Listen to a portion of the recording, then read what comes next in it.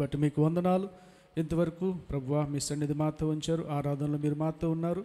ప్రభువా మీ దాసుడు నిలబడి మాట్లాడబోతుండగా మాతో మాట్లాడండి, మమ్మల్ని బలపరచండి, మా హృదయాలను మీరు సిద్ధపరచమని యేసయ్య అతి పరిశుద్ధ నామములో ప్రార్థిస్తున్నాము తండ్రి. అందరం కూర్చుందాం. ఈ సమయాన్ని మరి మన మధ్యలో సేవకులు పాస్టర్ టి రమేష్ గారిని వారికి అప్పగిస్తున్నాను. వారు వస్తుండగా చప్పట్లు కొడుతూ సమయాన్ని వారికి అప్పగిద్దాం.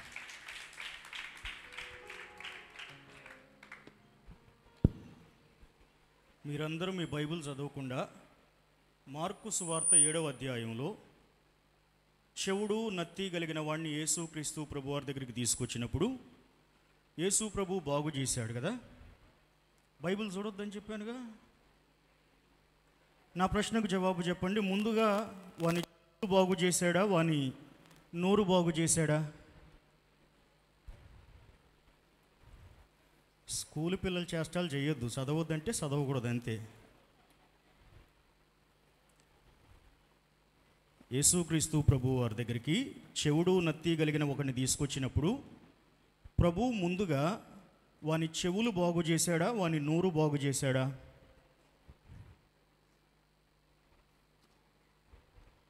చెప్పరా? చెవులే కదా, తర్వాత నోరే కదా. ముందు చెవులు బాగుపడితే స్పష్టంగా వినగలుగుతాం కదా. ఆత్మ సంగములతో చెప్పుచున్న మాట వినుగాక. ఈ మధ్యాహ్నం మీకు ముందు ఏమి శుద్ధం అవ్వాలి? చెవులు కదా. యెషయా గ్రంథం 6వ అధ్యాయంలో ప్రవక్తగా ఉన్నటువంటి యెషయా, ప్రభువా నేను అపవిత్రమైన పెదవులు గలవాడను. ఆయన ప్రవక్త గారే, పాస్టర్ గారే, కానీ ఆయన పెదవులు ఎలాగున్నాయట? అపవిత్రమైనవి. సో ఇప్పుడు ప్రసంగం చేసే నాకేమి శుద్ధం కావాలి? ప్రసంగం చేసే నాకేమో నోరు, పెదవులు పరిశుద్ధం కావాలి. వాక్యం వినే మీకేమో చెవులు శుద్ధం కావాలి. నేను మీరు ఒకే హార్మోనీలోనికి వస్తే పరలోకంలో ఉన్నటువంటి పరిశుద్ధాత్ముడు నిశ్చయముగా తన ప్రభావాన్ని చూపించి మధ్యాహ్న కాల సమయంలో మనతో మాట్లాడునుగాక. ఒక పశ్చాత్తాప గీతాన్ని పాడిన తర్వాత ప్రసంగంలోనికి వెళదాం.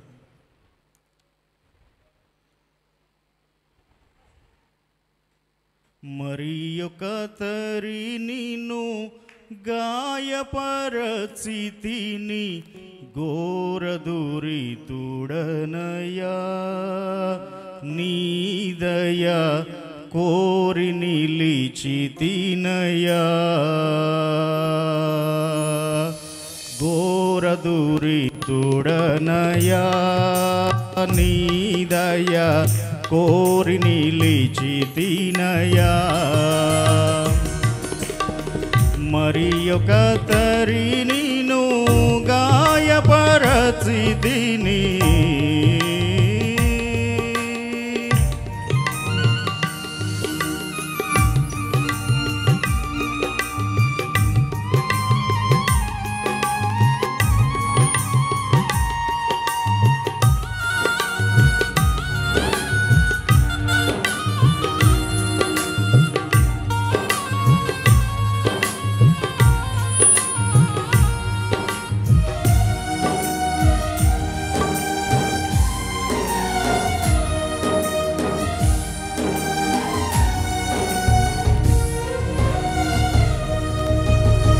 నేర్చిన జ్ఞానము వ్యర్థం వాయను, తీర్మానము బలహీనం వాయను.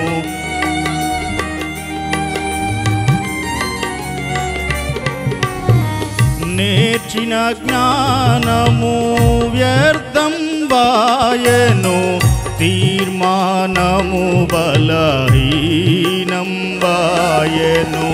పాపనియమము బలీయమాయను, పాపనియమము బలీయమాయను.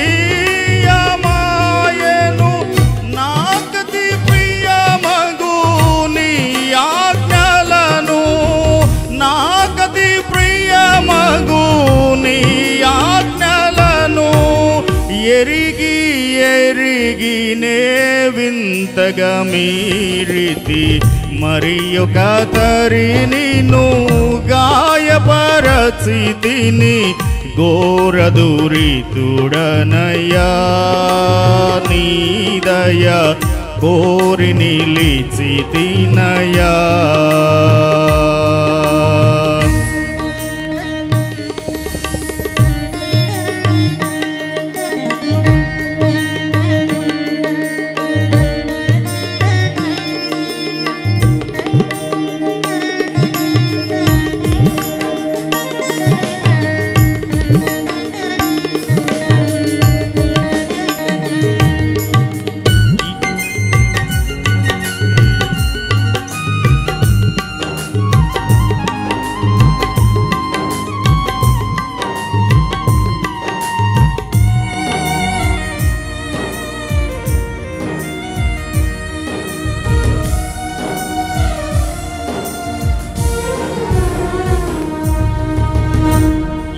జగము కపెను మృగతృష్ణయని బాగుగా ఎరిగితి పరులకు నేర్పితి.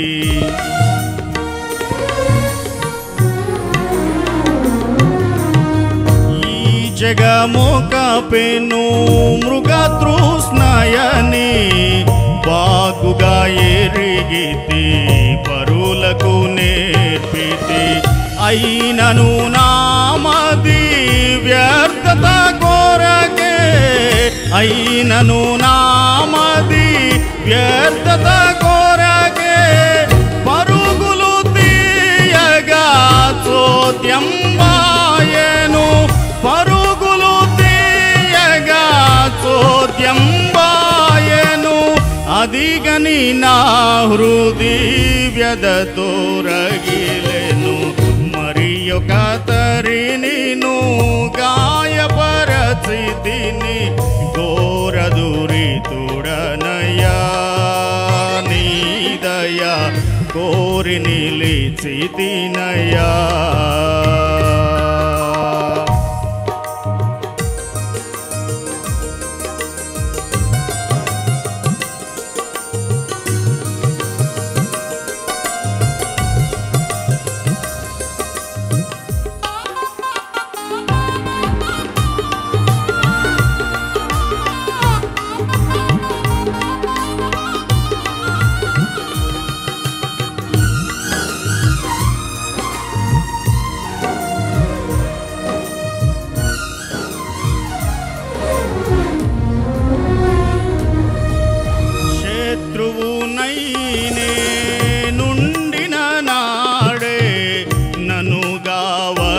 బలి అయిన దయాళు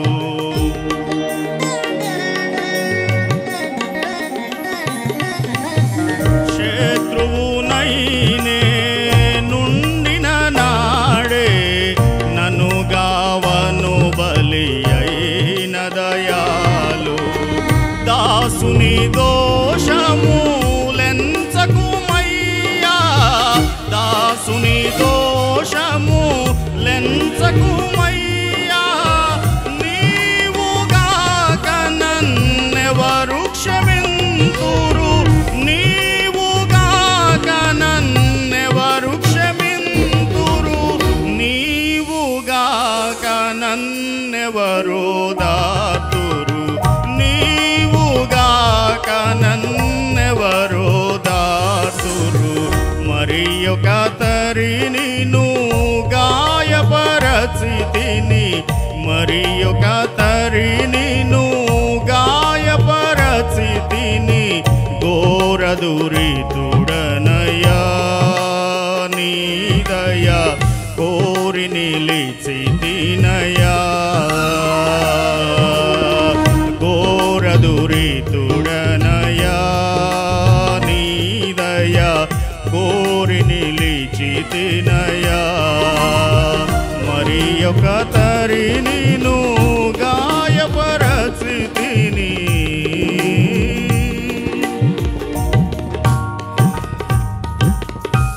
యెహెజ్కేలు గ్రంథం 20వ అధ్యాయం 25వ వచనం.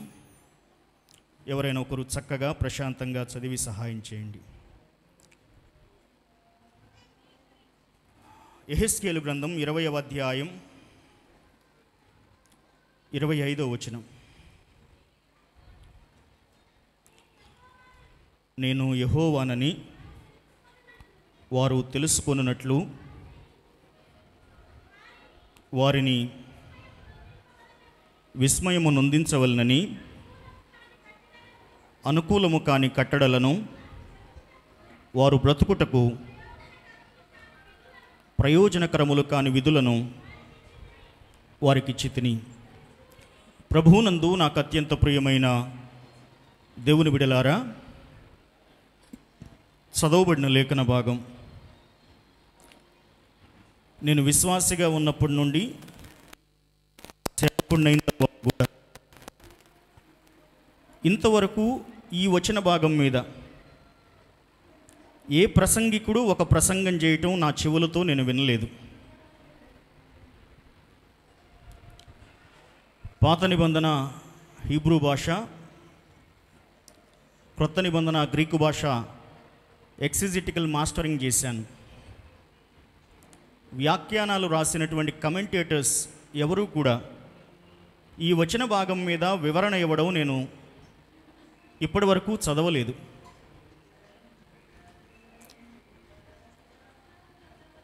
ఈ అంశంలో నుండి ప్రసంగం చేయడానికి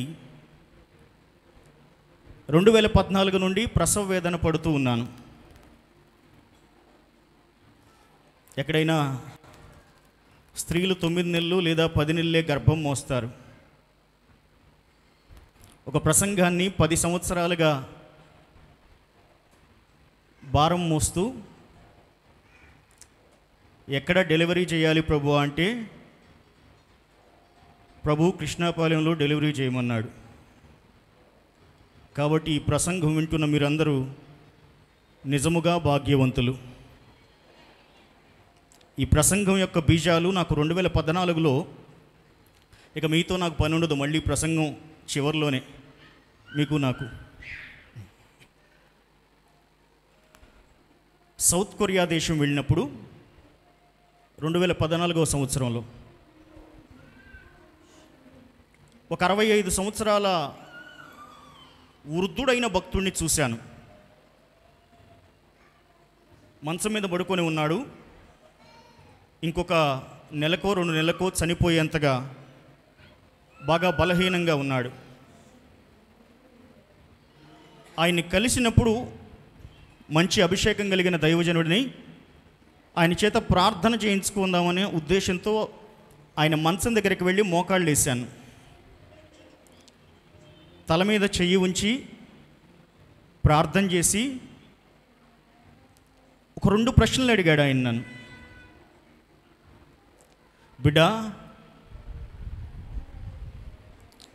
30 సంవత్సరాలుగా మిషనరీగా ఉన్నాను నేను చైనా దేశంలో.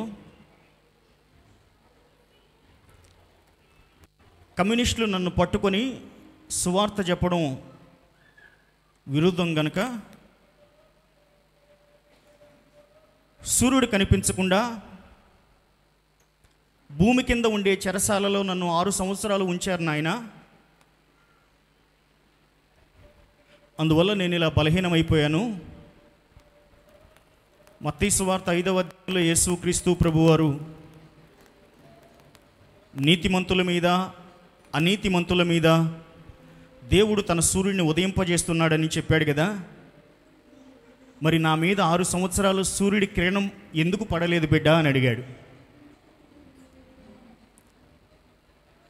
నా మాటలు చాలా శ్రద్ధగా ఏకాగ్రత కలిగిన వారై ధ్యానపూర్వకంగా వింటేనే అర్థమవుతాయి. లేకపోతే నేను చెప్పే ప్రసంగం 100% మందికి అర్థం కాదు. ఈ పూట ఇది రివైవల్ ప్రీచింగ్ కాదు, ఉద్యోగ ప్రసంగం కాదు, అనలిటికల్ ప్రీచింగ్. కాబట్టి అందరూ ప్రార్థన చేసుకుంటా ధ్యానపూర్వకంగా నా ప్రసంగం వినండి. ఆయన అడిగాడు, బిడ్డా, మత్తయి సువార్త 5వ అధ్యాయంలో కొండ మీద ప్రసంగం చేస్తున్నప్పుడు యేసుక్రీస్తు ప్రభువారు నీతిమంతుల మీద అనీతిమంతుల మీద సూర్యుడిని ప్రకాశింపజేస్తున్నాడు దేవుడు అని చెప్పాడు కదా. 6 సంవత్సరాలు భూమి కింద చెరసాలలో ఒక్కడనే పడిపోయినప్పుడు ఒక్క సూర్యుడి కిరణం కూడా నా మీద ఉదయించలేదు బిడ్డ, నేను నీతిమంతున్నా అనీతిమంతున్నా అని అడిగాడు. అప్పుడే సేవకు కొత్తగా వచ్చాను నేను. 2012లో వచ్చాను, 14లో కొరియా వెళ్ళాను. పిచ్చెక్కిపోయింది, ఏం సమాధానం చెప్పాలో అర్థం కాదు. అంత పెద్ద ఆయన ముందు, అనుభవం ముందు పిల్లవాడిని.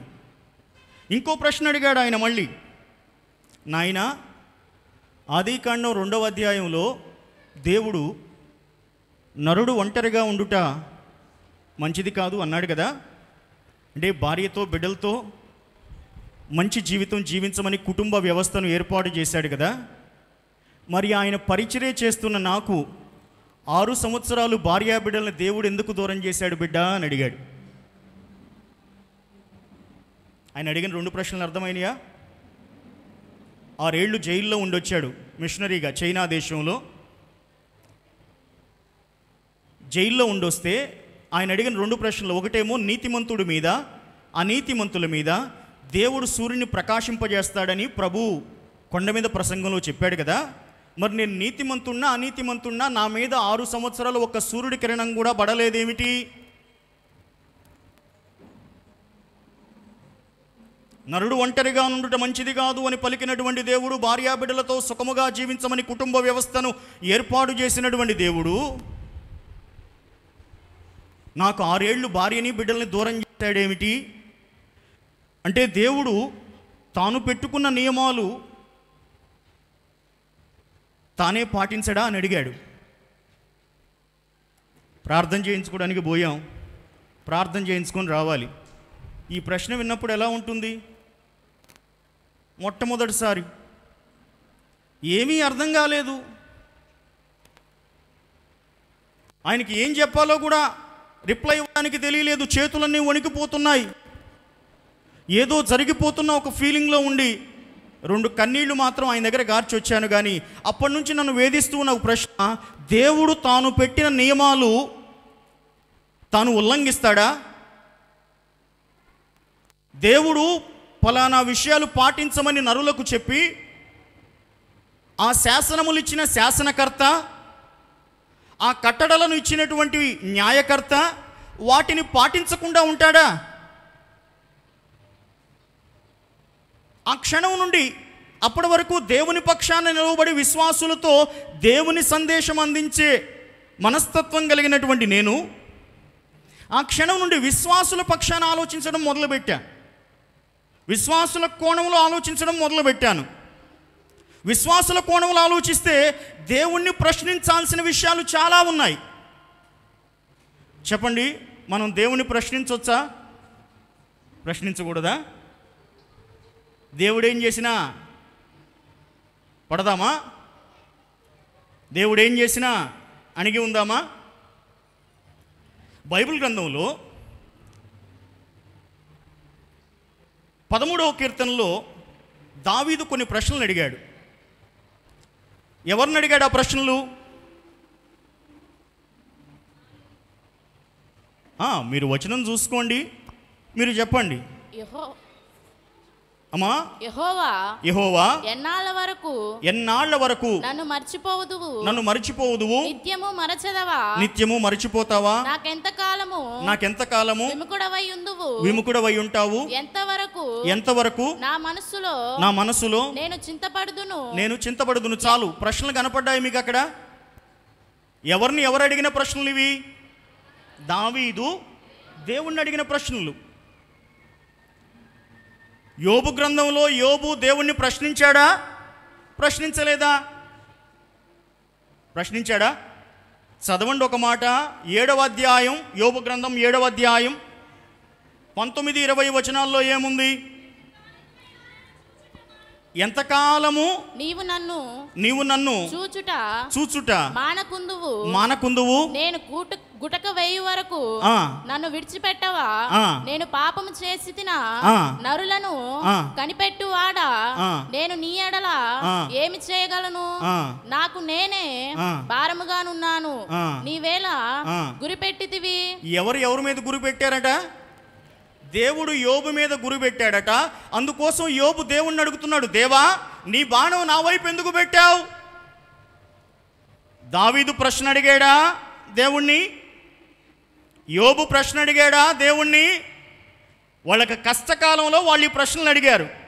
ఇప్పుడు చెప్పండి, మనకు బాధ కలిగిన నాడు, మనము శ్రమ పడిన నాడు, మనము కన్నీళ్ళే అన్నపానీయములుగా నిండిన నాడు దేవుని వైపు ఒక వేలు చూపించి, దేవా నాకెందుకు ఇలా చేస్తున్నావని అడగొచ్చా? అడగకూడదా? భయం వేస్తుందా? అమ్మో దేవుడితో ఎందుకు పెట్టుకోవడం అని భయం వేస్తుందా? మీరు నిజముగా దావీదు అంత యథార్థవంతులైతే, యోబు భక్తుడంత భక్తిపరులైతే, నీ శ్రమ దినమున దేవునితో నువ్వు వాదించడానికి, ప్రశ్నించడానికి వెనకడుగు వేయాల్సిన అవసరం లేదు. ఇంకా గట్టిగా మాట్లాడితే దేవుడే ఆ ఛాన్స్ ఇచ్చాడు మనకి. యెషయా గ్రంథం 1వ అధ్యాయం 18వ వచనంలో ఏమన్నాడు?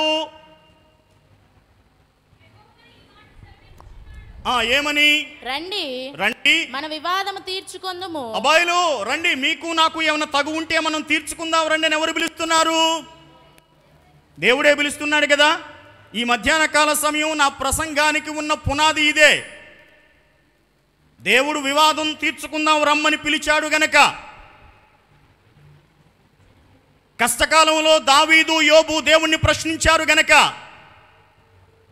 కాసేపు నేను విశ్వాసుల పక్షాన నిలబడి దేవుణ్ణి ప్రశ్నించడానికి ఇష్టపడుతూ ఉన్నాను. ఆత్మ సంగముతో చెప్పుచున్న మాట చెవిగలవాడు ఆలకించునుగాక. హల్లెలూయా.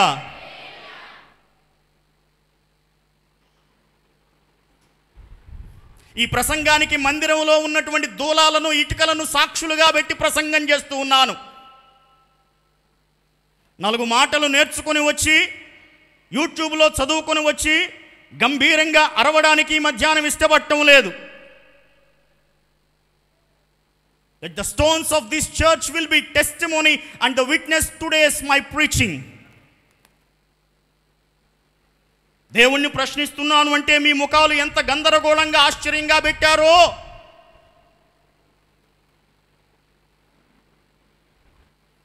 పరలోకము నుండి చూస్తున్నటువంటి దేవదూతలు కూడా నా ప్రసంగానికి మధ్యాహ్నం సాక్షులే.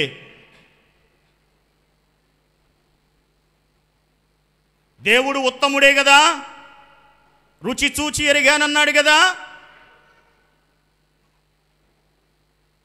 యాకోబు భక్తుడు దేవుడు జ్యోతిర్మయుడు అన్నాడు కదా.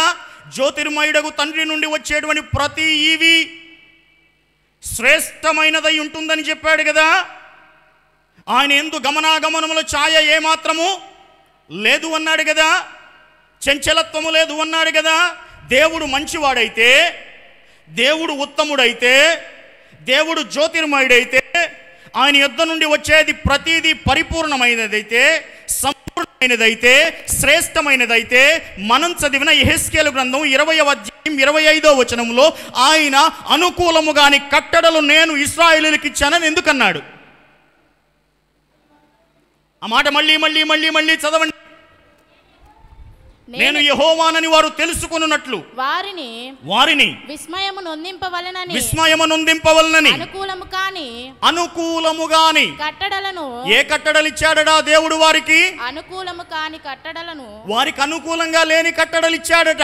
తాము బ్రతుకుటకు వారు ప్రయోజనకరంగా ఉండడానికి పనికి రాని విధులను ఇచ్చాడట. ఇప్పుడు అడుగుదాం దేవుణ్ణి, దేవా నువ్వు న్యాయవంతుడవు కదా, దేవా నువ్వు ఉత్తముడవు కదా, దేవా నీవు జ్యోతిర్మయుడవు కదా, నీవిచ్చే ప్రతిదీ శ్రేష్టమైనది, పరిపూర్ణమైనది కదా, లోపము లేనిది కదా. మరి నరులకు ఇచ్చిన కట్టడ మాత్రం ఎందుకు అనుకూలముగాని కట్టడిచ్చావు? నరులకు ఇచ్చినటువంటి విధులు ఎందుకు ప్రయోజనకరములు కాని విధులు ఇచ్చావు?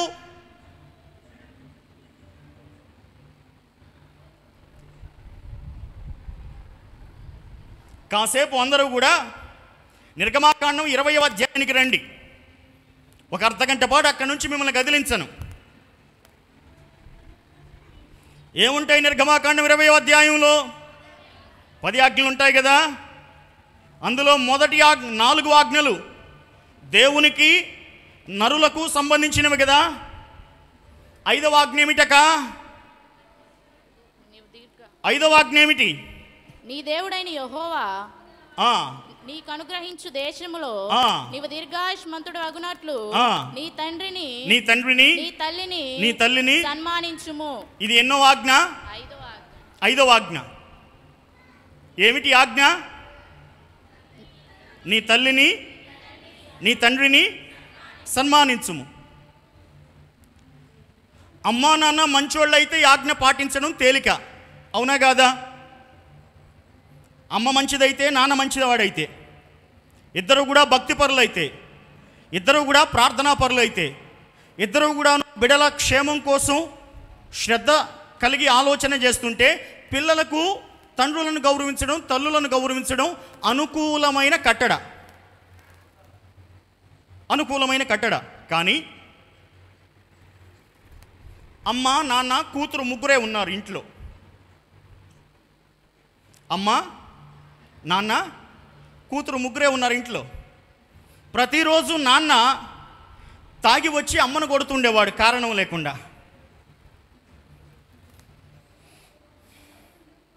కూరకి అన్నానికి డబ్బులు ఇచ్చేవాడు కాదు, వంటకి.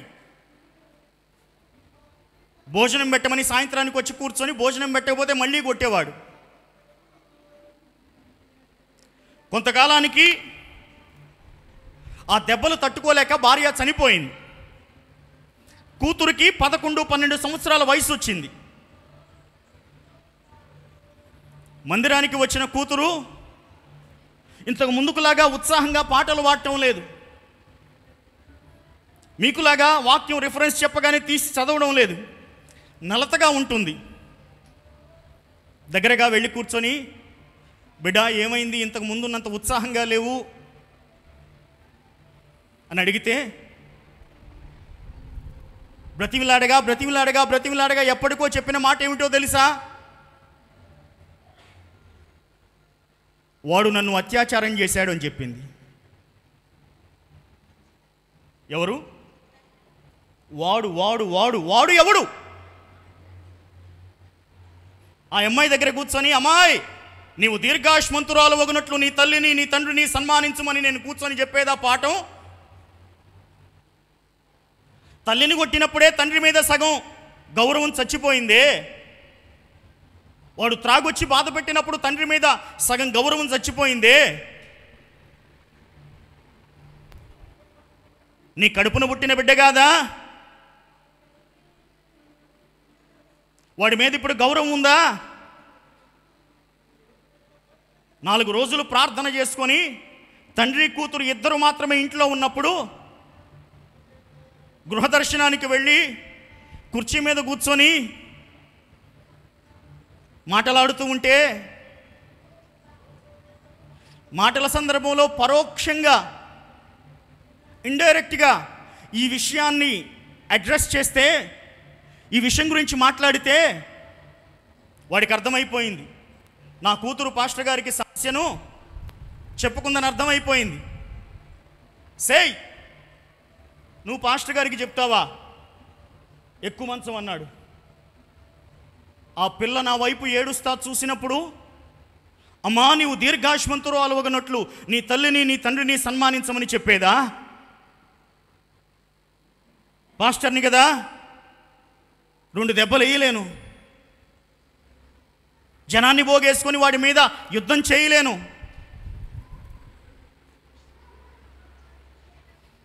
మీకు నా బాధ అర్థమవుతుందా? తల్లి తండ్రి బాగుంటే వాళ్ళని సన్మానించడం ఎవరికైనా తేలిక.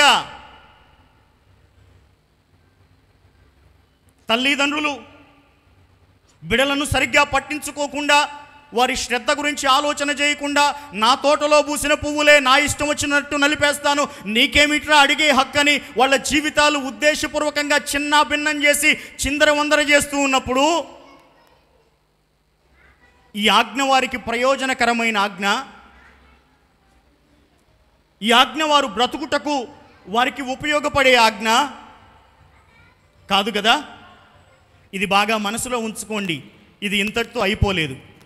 దాని తరువాత ఆజ్ఞ ఏమిటమ్మా? 6వది, హత్య చేయకూడదు. అమ్మా, నరహత్య చేయకూడదు. నరహత్య చేయకూడదు అంటే మనుషులను చంపకూడదు. ఇదే ఆజ్ఞను పాలిష్ చేసి యేసు యేసుక్రీస్తు ప్రభువారు మత్తయి సువార్త 5వ అధ్యాయంలో నరహత్య చేయవద్దని ఇంతకుముందు మీతో చెప్పిన మాట మీరు విన్నారు కదా. ఇప్పుడైతే తన సహోదరుణ్ణి చూచి కోపపడువాడు, వ్యర్థుడా అని పలుకువాడు, ద్రోహి అని పలుకువాడు నరహత్య చేసిన వానితో సమానమన్నాడు కదా. ఇప్పుడు మనం కాసేపు కాంటెక్స్టువలైజేషన్లో మాట్లాడుకుందాం. డొమెస్టిక్గా మీ ఇరుగు పొరుగు వాళ్ళు ఉన్నారు, మీ ఇంటి పక్కన వాళ్ళు ఉన్నారు. మీ ఇంటి పక్కన వాళ్ళకి మీకు అడుగు స్థలం దగ్గర ఎప్పటి నుంచో గొడవలు అవుతున్నాయి. అడుగు స్థలం దగ్గర గొడవలు అవుతూ ఉంటే ప్రతిసారి వారు తగాదాకు వస్తున్నారు. ప్రతిసారి ఆ ఉద్దేశాన్ని, ఆ కారణాన్ని మనసులో ఉంచుకొని మిమ్మల్ని దుమ్మెత్తిపోస్తున్నారు. అనకూడని మాటలు అంటున్నారు, బూతులు తిడుతున్నారు. మీరు అరే మనం ప్రార్థనకు పోతున్నాములే, మనం మంచితనంగా ఉండాలిలే, మనం గొడవలు పెట్టుకోకూడదులే, మనం తగులు పెట్టుకోకూడదులే అని మీరు తగ్గి ఉన్నారు. కానీ మీరు తగ్గి ఉన్నా కానీ మీ మంచితనాన్ని శాతగానితనంగా తీసుకొని తగులాడేవాడు కాస్త తన్నడానికి వచ్చారనుకోండి, అప్పుడు ఏం చేయాలి మీరు?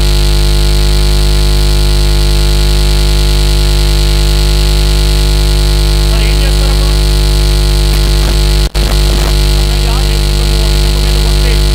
చూపిమన్నాడు కదా, నేను చూపిస్తాను రా కొట్టు అంటావా? ఖచ్చితంగా ఆ సమయంలో గొడవ చేయాలి, అవునా కాదా? పాస్టర్ గారు గొడవ చేయమన్నాడని ఇళ్ళకెళ్ళి గొడవడబాకండి. చాలా మంచి విశేషమైనటువంటి సందేశం ప్రియులారా. సరే మీకు కొంచెం ఇంటర్నేషనల్గా చెప్తాను. ఈ ఆజ్ఞ ఎవరికిచ్చాడు దేవుడు? నరహత్య చేయవద్దన ఆజ్ఞ ఇశ్రాయేలీలే కదా. కానీ ఇశ్రాయేలీలు మొన్నటికి మొన్న కూడా యుద్ధం చేసి చంపారా, చంపలేదా? ఇశ్రాయేలీలు మొన్నటికి మొన్న యుద్ధం చేసి చుట్టుపక్కల ఉన్నటువంటి దేశాల మీద ఎగబడుతూ ఉన్నటువంటి శత్రువులు వారి దేశం మీద ఎగబడుతూ ఉంటే వారిని చంపారా, చంపలేదా? చంపారు కదా. ఎందుకు చంపారు? ఎందుకంటే ఇశ్రాయేలీల మంచితనాన్ని అరబ్బులు చేతగానితనం అనుకున్నప్పుడు వాళ్ళు తప్పనిసరి పరిస్థితుల్లో అప్పుడు యుద్ధము చేయాలి. ఇప్పుడు ఆ యుద్ధం చేసేవాడి దగ్గరికి పోయి అబ్బాయ్ నరహత్య చేయవద్దని బైబిల్లో ఉంది, ఏంది తగులాడుతున్నావు, ఏంది కొట్లాడుతున్నావు, ఏంది గొడవ పడుతున్నావు అని చెప్తే వాడు వింటాడా? పాస్టర్ గారు మేము పడుతున్న బాధ నీకేం తెలుసు? ఇది మొదటిసారి అనుకుంటున్నావా, రెండవసారి అనుకుంటున్నావా, 10వసారి అనుకుంటున్నావా, 15వసారి అనుకుంటున్నావా? ఎన్నిసార్లు ఓర్చుకొని ఓర్చుకొని ఓర్చుకొని ఓర్చుకొని ఓర్చుకొని బయటపడ్డానో నీకు తెలియదు. మన పక్కింటోడు, మనతో సావాసగాడు, మనం చెప్పినట్టు వినేవాడైతే వాడికి మనకు గొడవలు లేకపోతే నరహత్య చేయవద్దనే మాట చాలా మంచి మాట మనకి. కానీ మన పక్కనోడు దరిద్రుడైతే, వాడు తగులు మారుడైతే, తనుల మారుడైతే, మన మీదకి ఎగబడతా ఉంటే, మన మంచితనాన్ని చేతగానితనం అనుకుంటే ఒకరోజు మనం కూడా ఖచ్చితంగా వాడితో గొడవ పడాలి. మూడవది, ఆ 7వ ఆజ్ఞ ఉందమ్మా, వ్యభిచారం చేయకూడదు. అమ్మా బాగా వినండి. భర్త మంచోడైతే, భర్త అందగాడైతే, భార్య మంచిదైతే, భార్య అందగత్తి అయితే ఎవరికైనా వ్యభిచారం చేయాల్సిన అవసరం వచ్చిందా? రాదు కదా. ఇది కొంచెం శ్రద్ధగా వినాలి మీరు. సంఘంలో ఒక విశ్వాసి ఉన్నాడు, పెళ్ళైన 2వ నెలలోనే భార్యకు క్యాన్సరు. డాక్టర్ గారి దగ్గర ట్రీట్మెంట్ కోసం వెళ్తే డాక్టర్ గారు చెప్పిన మాట, క్యాన్సర్ తగ్గేదాకా మీరు దాంపత్య సాంసారిక జీవితానికి దూరంగా ఉండాలని చెప్పాడు.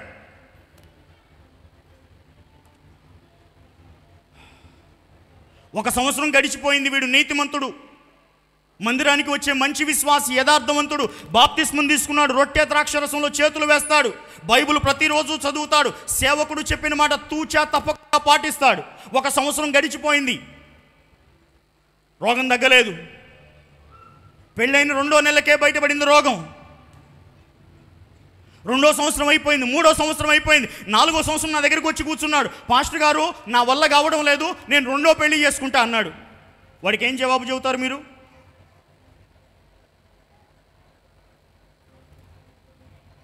నేను చెప్పిన కాంటెక్స్ట్ అర్థమవుతుందా? భార్య భర్తలు ఇద్దరు అన్యోన్య దంపతులైతే, అందగాళ్ళైతే వాళ్ళకి వ్యభిచారం చేయాల్సిన అవసరం లేదు. వాళ్ళకి ఆజ్ఞ సరిపోయిన ఆజ్ఞ. కానీ భార్యాభర్తల్లో వివాహమైన నెల రోజులకే రోగం వస్తే ఆ రోగం వల్ల డాక్టర్ గారు దాంపత్య జీవితానికి దూరంగా ఉండమంటే 3-4 ఏళ్ల పాటు దూరంగా ఉండిన పిమ్మట బిడలు లేని ఫ్రస్ట్రేషన్లో రోగాలకి మందులకి డబ్బులన్నీ ఖర్చు పెడుతూ ఉన్నటువంటి మగ మనిషి వచ్చి పాస్టర్ గారు నాకు 2వ పెళ్లి కావాలి అని అడిగాడు. నేను అప్పుడు పాస్టర్గా ఏం చెప్పాలి? కాదు బిడ్డ, నువ్వు 2వ పెళ్లి చేసుకోకూడదు, వ్యభిచారం చేయొద్దు అని చెప్పనా? అది అంతటి తాపేయండి. తర్వాత దొంగిలకూడదు, దొంగతనం చేయకూడదు. చేయకూడదు. డబ్బున్న వాడికి దొంగతనం చేయాల్సిన అవసరం వచ్చిందా? రాదుగా. తినడానికి ఇంట్లో తిండి ఉంటుంది, కట్టుకోవడానికి బట్టలు ఉంటాయి, బీరువా నిండా డబ్బులు ఉంటాయి. జనాల మధ్యలోనికి వెళితేనేం పరపతి బాగా ఉంటుంది, అందరూ లేచి నిలబడతారు, గౌరవిస్తారు. వాడికి దొంగతనం చేయాల్సిన అవసరం ఏమన్నా వస్తుందా? ఏమీ రాదు కదా. అమ్మా నాన్న ఇద్దరు చనిపోయిన తర్వాత కోవిడ్లో 13-14 సంవత్సరాల పిల్లవాడు ఉండడానికి ఇంత జాగా లేక, ఇంత స్థలం లేక, ఇల్లు అద్దె ఇల్లు అయితే అద్దెంటి వాళ్ళు తోసేస్తే ఇల్లు లేనివాడై, వాకిల్ లేనివాడై, కట్టుకోవడానికి బట్టలు లేనివాడై, మహాప్రభో ఎవరన్నా నాకు కాస్త పని అప్పగించండి, నేను పని చేస్తా, సాయంత్రానికి కూలీ ఇవ్వండి అంటే ఎవడు నమ్మక పని ఇవ్వకపోతే, పోనీ అడుక్కుందాము అంటేనేమో వయసు అడ్డం వచ్చింది, 14-15 ఏళ్ళకి కౌమార దశకు వస్తూ ఉన్నాడు. అడుక్కోవడానికి కుదరకపోతే వాడు ఎక్కడ టిఫిన్ సెంటర్ ఉంటే ఆ టిఫిన్ సెంటర్ దగ్గరికి వెళ్ళి, ఆ టిఫిన్ సెంటర్లో జనాలు ఎక్కువగా ఉన్నప్పుడు అంత టిఫిన్ పెట్టించుకొని తిని జనమందరూ రద్దీగా ఉన్నప్పుడు ఆ డబ్బులు కట్టకుండా పారిపోతుంటే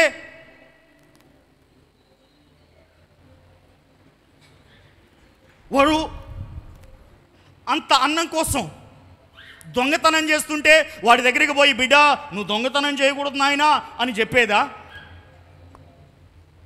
అన్నీ ఉన్నవాడి దగ్గరికి పోయి నువ్వు దొంగతనం చేయొద్దని చెప్పడం న్యాయమైన విధి. కానీ పట్టెడన్నం కోసం, జానెడు పొట్ట కోసం జనాలు నమ్మకుండా పని ఇవ్వనప్పుడు వాడు దొంగతనం చేస్తుంటే నేను వాడి దగ్గరికి పోయి, బిడ్డా నువ్వు దొంగతనం చేయొద్దని చెప్పలేను. తర్వాత ఏంటమ్మా? నీ పొరుగువాని మీద అబద్ధ సాక్ష్యం పలకకూడదు. అబద్ధ సాక్ష్యం పలకకూడదు. కాసేపు మీరు సీరియస్గా ఉన్నారు కనుక మిమ్మల్ని ఎంటర్టైన్మెంట్ మోడ్లోకి తీసుకెళ్తాను. అబద్ధాలు ఆడొచ్చా ఆడకూడదా? ఆడొచ్చా ఆడకూడదా? ఆడొచ్చా ఆడొచ్చా? మనం ఆడే అతి గొప్ప, ఇంట్లో ఆడే అతి గొప్ప ఆట ఏమిటి? ఏమా మనం ఆడే అతిపెద్ద మంచి ఆట ఏమిటి ఇంట్లో? అబద్ధమే కదా. నా ప్రశ్నకు జవాబు చెప్పండి. అబద్ధం ఆడొచ్చా ఆడకూడదా? ఆడొచ్చు కదా, ఆడకూడదా? నిజంగా దేవుని సన్నిధిలో ఉండి ఒక్క అబద్ధం కూడా ఆడలేదు పాస్టర్ గారు అని చెప్పమంటే ఎంతమంది తలదించుకుంటారో నాకు తెలుసు కనుక నేను అడగను. ఇప్పుడు మీ అందరికీ ఒక ప్రశ్న అడుగుతాను.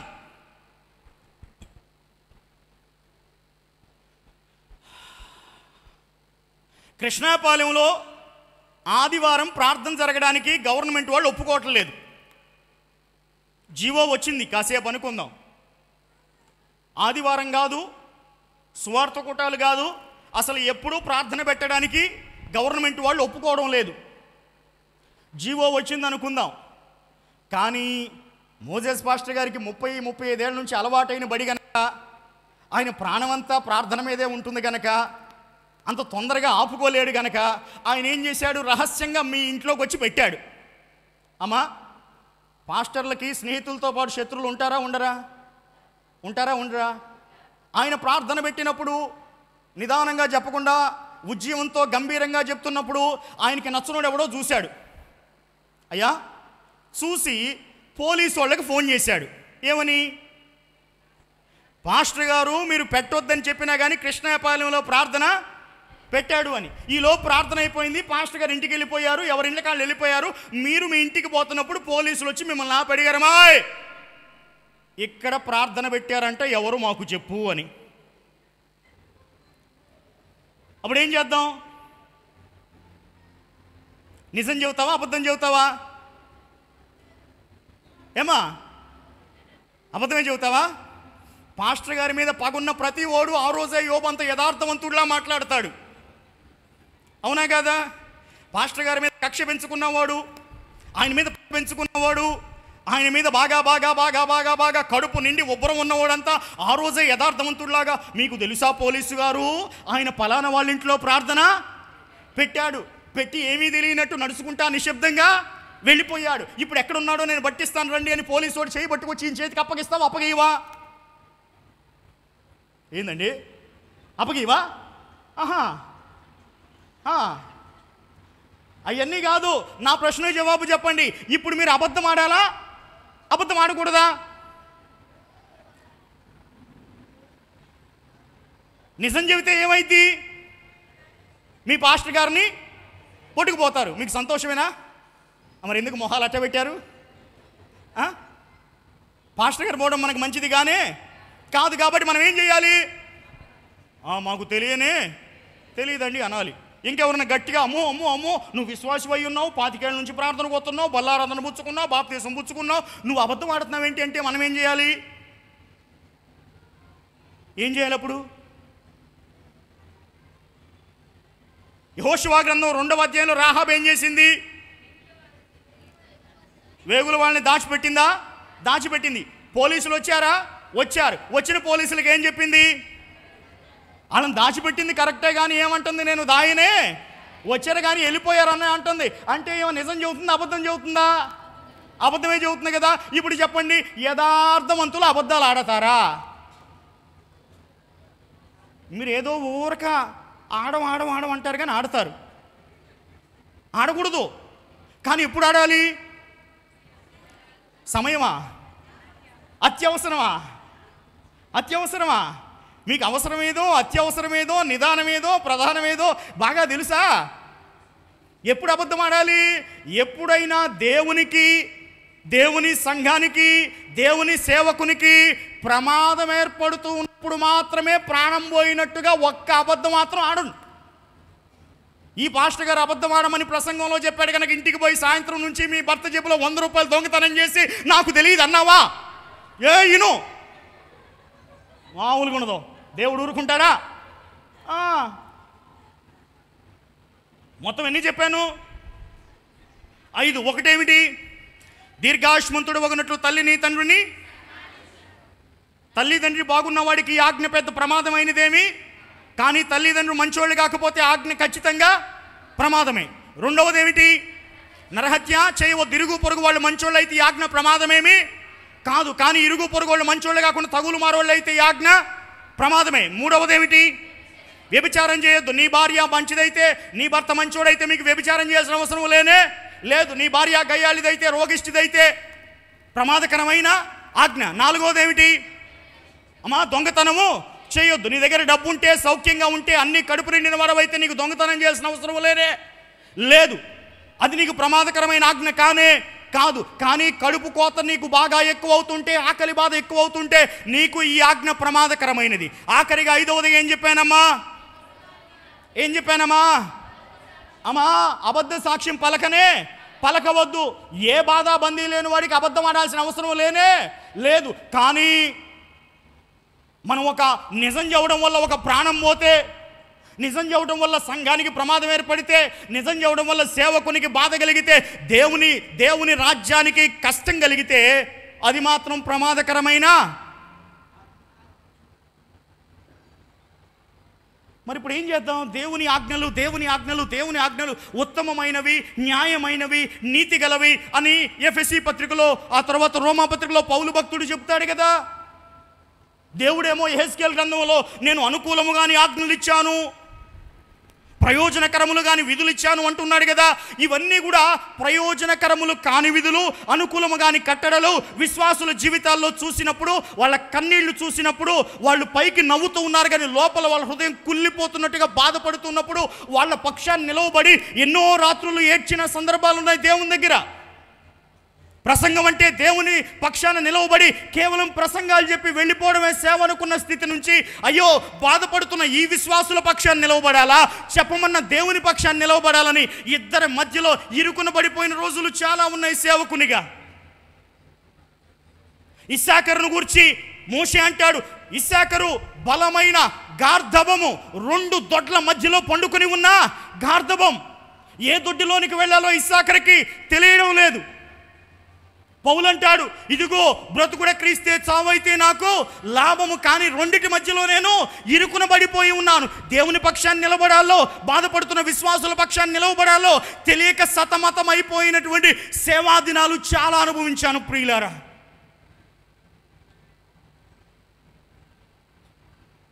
కళ్ళ ముందు అన్నం పెడితే తినడానికి మనస్సు రాక, పడుకుంటే ప్రశాంతంగా నిద్ర పట్టక, నాకున్న బాధలు, నా కుటుంబ కష్టాలు చాలవన్నట్టుగా విశ్వాసుల జీవితాల గురించి ఆలోచన చేస్తున్నప్పుడు దేవుని పక్షాన్ని నిలవబడాలా, విశ్వాసుల పక్షాన్ని నిలవబడాలా?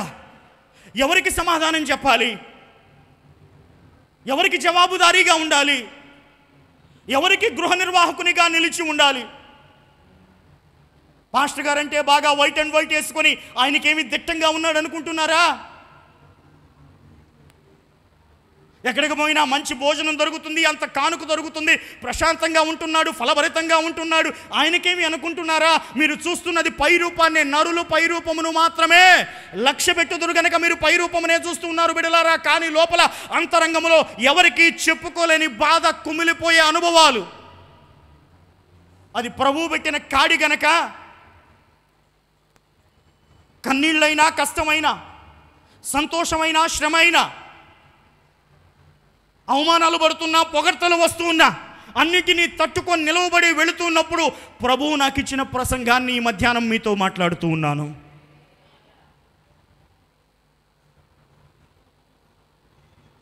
ఒక కొడుకు రాత్రంతా పేకాట దగ్గర ఉన్నాడు, జూదం ఆడటానికి పోయాడు. ఓ 17-18 సంవత్సరాల వయసు ఉంటాయి కొడుక్కి. ఇలా బాధపడుతూ ఉన్నప్పుడు, ప్రార్థన చేసుకుంటున్నప్పుడు, ప్రభు రేపొద్దున నీతో మాట్లాడుతాను అన్నాడు. నేను పడుకున్నాను. కొడుకేమో పేకాట ఆడటానికి పోయాడు. రాత్రంతా ఇంట్లో లేడు, జూదం ఆడాడు. పొద్దున్నే ఇంటికి వచ్చాడు. ఇంటికి రాగానే తండ్రి వాడిని చూశాడు. చూసిన తండ్రి, రారా, రాత్రంతా ఎక్కడ పోయావో, నిద్రపోయావో లేదో పడుకోయ్యా, తిన్నావో లేదో తినయ్యా అని ముద్దలు పెట్టి పక్కేస్తాడు పడుకోమని. ఏడిగా ఏమేస్తాడు? ముందు 2 దెబ్బలు, తర్వాత 2 తిట్లు, ఆ తర్వాత 2 అట్లు పెడతాడు. అని తిడతంటే ఎంత రోత మాటలు పెడుతున్నాడో తెలుసా? నువ్వు పనికిరావు, నువ్వు భ్రష్టుడివి, నువ్వు నాశనం అయిపోతావు అని తిడతంటే ఆడు మాత్రం తల ఉంచుకొని నిశ్శబ్దంగా ఉంటున్నాడు. ఇదంతా పక్కనున్న మందిరంలోకి నాకు వినపడతానే ఉంది. ఎరా, ఎంత తిడుతున్నా కానీ బుద్ధి లేదా? మారు మాట్లాడవే, జవాబు చెప్పవంటే వాడు తెలివిగా ఎట్లా దాటేశాడో తెలుసా? నాన్న, నీ మాటలు కఠినంగా ఉన్నాయేమో కానీ నీ హృదయం మాత్రం వెన్నపూసు నాన్న అన్నాడు. ఇక ఏ నాన్నైనా ఆగిపోతాడుగా? ఆగిపోడా? కంటానికి గొన్నావు, నన్ను అట్ట తిడతావు ఆ రెట మాత్రం చేయలేదు. ఆడు చాలా తెలివిగా చెప్పాడు. ఏమన్నాడు? నాన్న, నీ మాటలు కఠినంగా ఉన్నాయి కానీ నీ మనసు మాత్రం వెన్నపూస. చెప్పేవులే కానీ ఇక బాబాకు పోయి అక్కడ అన్నం వేసుకొని తిను అని.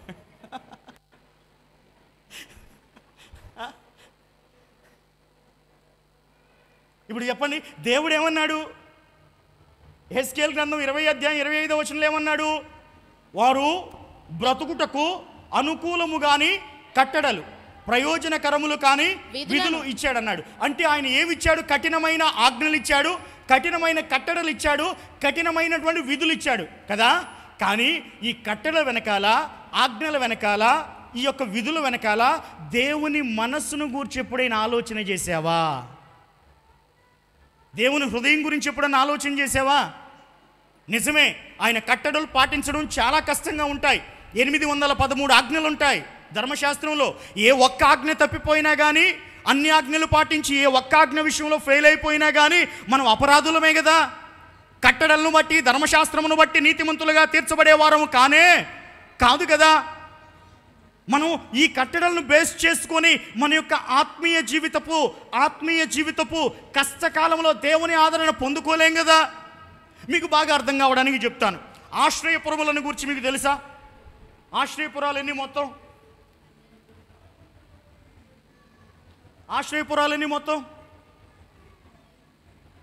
5-6 సంఖ్యాకాండం 35వ అధ్యాయం ఇంటికి వెళ్ళక చదువుకొని 6 ఉంటాయి ఆశ్రయపురాలు. 6. ఆశ్రయపురాలు దేనికి? ఆశ్రయపురాలు దేనికి? ఎవడైనా పొరపాటున పక్కనోడిని చంపితే ఆ చంపబడిన వాని యొక్క స్నేహితుడు బంధువు ఉంటాడు కదా, రే మా ఓణ్ణి నువ్వు చంపేస్తావా అని చంపిన వాడిని తరుముతూ ఉంటే, చంపిన వాడు దొరుకుతుంటే వాడిని కొట్టాలని చంపాలని ప్రయత్నం చేస్తుంటే, ఈ చంపిన వాడు పరిగెత్తుకుంటూ పోయి ఆశ్రయపురంలోనికి చేరితే వాడిని చనిపోయిన వాని బంధువులు ఎవరు తాకడానికి వీలులేనే. ఇవి ఆశ్రయపురములు కదా. ఇప్పుడు నేను ఒక చిన్న ప్రశ్న అడుగుతాను. నాకు తెలుసు మీరు ఆశ్రయపురముల గురించిన ప్రసంగాలు చాలా విన్నారు, అయ్యగారు మీకు చాలా చెప్పారు, 2 సార్లు నేను కూడా విన్నాను. ఇప్పుడు నేను ఒక ప్రశ్న అడుగుతాను. ఇద్దరు చంపారు, ఒకరిని చంపాడు, ఇంకొకరిని చంపాడు, ఇద్దరు మనుషుల్ని చంపారు. చంపిన వాళ్ళలో ఒకడేమో సన్నటివాడు, ఇంకోడేమో లావోటివాడు. అమ్మా వింటున్నారా? ఇద్దరిని చంపారు. చంపిన వాళ్ళల్లో ఒకడేమో సన్నటివాడు, ఇంకోడేమో లావోటివాడు. ఇద్దరికీ ఉన్న సూత్రం ఏంటి? ఇప్పుడు ఇద్దరికి ఉన్న సూత్రం ఏంటి? వాళ్ళ ప్రాణాలు కాపాడుకోవాలి అంటే, వారిని తరుముతూ ఉన్నటువంటి శత్రువుల చేతుల్లోంచి వారి ప్రాణాలు కాపాడుకోవాలంటే వారు ఆశ్రయపురానికి వెళ్ళాలి కదా. వాళ్ళిద్దరూ ఆశ్రయపురానికి పరిగెత్తుకుంటూ పోతున్నప్పుడు వీళ్ళిద్దరిలో ముందుగా ఎవరు పోతారు? సన్నగా ఉన్నవాడు పోతాడా, లావుగా ఉన్నవాడు పోతాడా? సన్నగా ఉన్నవాడు పోతాడు. లావుగా ఉన్నవాడు పరిగెత్తాడా? పరిగెత్తలేడు కదా. వాడు పరిగెత్తలేనప్పుడు వాడు శత్రువు చేతికి చిక్కుతాడు కదా. చిక్కితే వాడిని శత్రువు చంపుతాడా? చంపుతాడు కదా. మరి ఇప్పుడు ఆశ్రయపురమునకు వెళ్ళి దాక్కోవాలి అనేటువంటి ఆజ్ఞ సన్నటోడికి ప్రయోజనకరమైంది, లావోటోడికి ఎందుకు ప్రయోజనకరం కాలేదు? ఏమేమో మాట్లాడుతున్నావు నాయన అనుకుంటున్నారా? నేను ముందే చెప్పాను, వాయిద్యాల వాళ్ళు కూడా వచ్చారు తొందరగా పంపించేసేయడానికి. ఏది టైం ఉందిగా? అయిపోయిందా? నా ప్రసంగం సగమే అయింది, టైం సగమన్న ఉందా లేదా అని.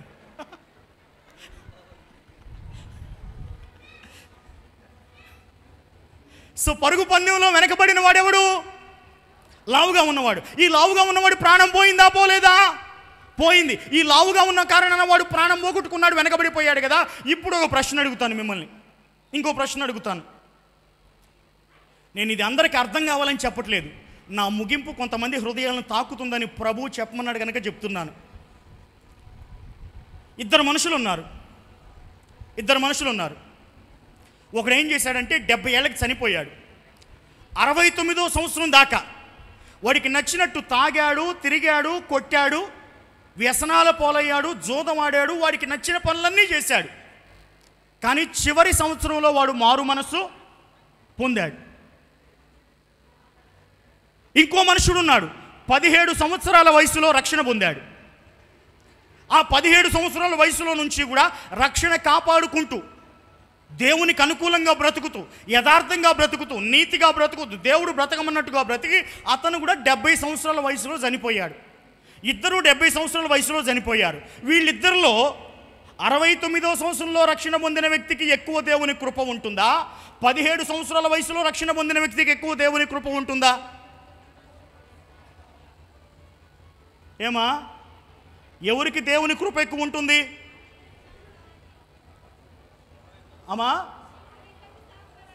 మీకు పరలోక రాజ్యం బలాత్కారముగా పట్టబడుచున్నదని ప్రభువు చెప్పాడా లేదా? ఈ పరలోక రాజ్యంలోకి బలాత్కారంగా పోయేవాళ్ళు ఎవరో తెలుసా? అప్పుడు దాకా ప్లాన్లో లేనోళ్ళు. అప్పుడు దాకా సిలువ మీద ఉన్న దొంగ ప్లాన్లో ఉన్నాడా? లేడు కదా. 69 సంవత్సరాల వయసు వచ్చేదాకా బలాత్కారమైన పరిస్థితుల్లో పరలోకానికి పోగలిగే అవకాశం ఎవరికి ఉంది? 69 సంవత్సరాల వయసు వచ్చేదాకా పాపం చేసిన వాడికి పరలోక రాజ్యం పోయే అవకాశం ఉంది. వాడు చివరి నిమిషంలో రక్షణ పొందుకొని చివరి నిమిషంలో తండ్రి అని అడిగితే దేవుడు వాడిని ఖచ్చితంగా క్షమిస్తాడు, తీసుకెళ్ళిపోతాడు. కాబట్టి అట్లాంటి వాళ్ళు అందరూ వచ్చి పరలోక రాజ్యంలోకి బలవంతంగా జొరబడతారు. కానీ 17 సంవత్సరాల వయసులో రక్షణ పొంది బాప్తీసం తీసుకొని బల్లారాధన తీసుకొని క్రమంగా వస్తా, వాక్యం చదువుతా, ప్రార్థన చేస్తా, పాస్టర్ గారి మాటలన్నీ వింటా 70 ఏళ్ల వయసులో చనిపోయాడే, వీడు బలవంతంగా పరలోకంలోకి ప్రవేశించలేడు. ఎందుకంటే వాడు ప్రతి క్షణం దేవుని కృప పైన ఆధారపడేవాడు. ప్రతి క్షణం దేవుని కృప పైన ఆధారపడేవాడు. నీ కృప తప్ప వేరొకటి లేదయ్యా, నా మనసులో నీవుంటే చాలయా, బహుకాలముగా నేనున్న స్థితిలో నీ కృప నా ఎడల చాలునంటివే, నీ కృప తప్ప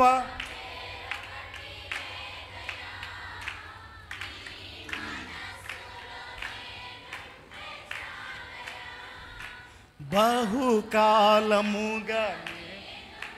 స్థితిలో నీ కృప నా ఎడల చాలునంటివే. హల్లెలూయా. కృప కలిగిన వాడు పోట్లాడలేడు, బలవంతంగా పరలోకంలోకి ప్రవేశించలేడు.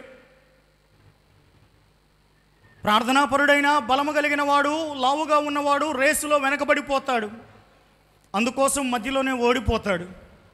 మీకు బాగా అర్థం కావడానికి చెప్తాను. లూకా సువార్త 10వ అధ్యాయంలో మంచి సమరయుని కథ ఉంది కదా. చాలా సంవత్సరాల నుంచి మీరు ఈ ప్రసంగం వింటున్నారు కదా. నా ప్రశ్నకు బాగా ఆలోచించి మీ బుర్రకు పదును పెట్టి జవాబు చెప్పండి. ముగ్గురు బయలుదేరారు, సమరయుడు, లేవీయుడు, యాజకుడు. ముగ్గురు బయలుదేరారు కదా. ముగ్గురు ఒకేసారి బయలుదేరారా, విడివిడిగా బయలుదేరారా, ఒకరి తర్వాత ఒకరు?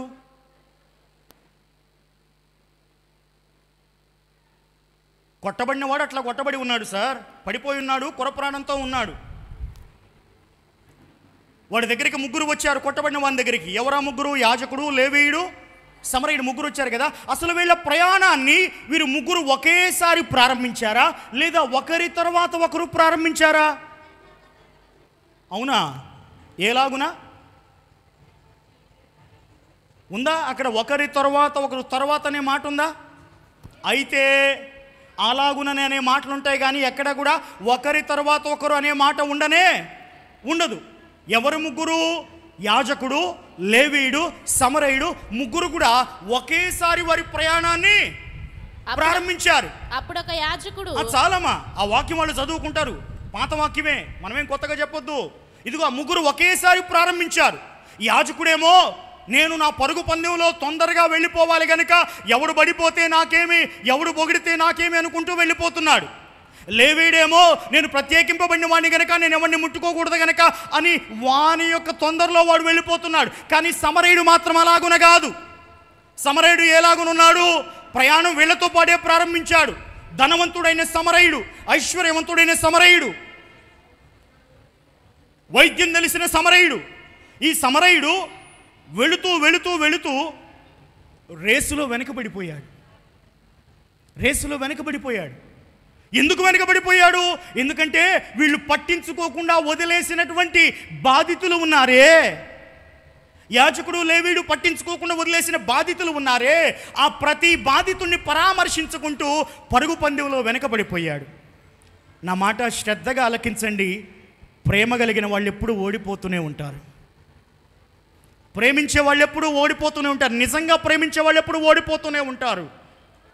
ఎందుకంటే ప్రేమ స్వార్థం చూసుకోదు, ఉప్పొంగదు గనక ప్రేమించేవాడు ఎప్పుడు ఓడిపోతూనే ఉంటాడు. స్వార్థపరుడు ఎప్పుడు పరిగెత్తుతూనే ఉంటాడు. యేసుక్రీస్తు ప్రభు వారు మంచి సమరయుడు అని మనం ఒప్పుకోవచ్చా? యేసుక్రీస్తు ప్రభు వారు మంచి సమరయుడే కదా. ఆయన ఓడిపోతూ ఉన్నవాడు. ఏంది పాస్టర్ గారు, యేసు ప్రభు జయశాలి, జయవీరుడు అని చెబుతారు కదా, మీరేమిటి ఓడిపోతున్నాడు అంటారు? అవునమ్మా, పరుగు పందెంలో ప్రయాణంలో ఆయన వెనకబడిపోతూ ఉన్నటువంటి వాడు. స్వార్థపరులైనటువంటి వారు అనేకులను చూసి పట్టించుకోనప్పుడు యేసుక్రీస్తు ప్రభు వారు పడిపోయిన ప్రతి ఒక్కరిని పట్టించుకుంటా, పడిపోయిన ప్రతి ఒక్కరిని పైకి లేపుకుంటా, పడిపోయిన ప్రతి ఒక్కరిని పరామర్శించుకుంటా, పడిపోయిన ప్రతి ఒక్కరిని నిలవబెట్టుకుంటా ఆయన వస్తూ ఉన్నాడు గనక ఈ దొంగల చేత కొట్టబడిన వాడి దగ్గరికి వచ్చేసరికి ఆయన వెనకబడిపోయాడు. ఇప్పుడు మొదట్లో చెప్పానే, నా తోటలో పూసిన పువ్వే కదా నా ఇష్టం వచ్చినట్టు నలిపేస్తా అన్నాడే తండ్రి.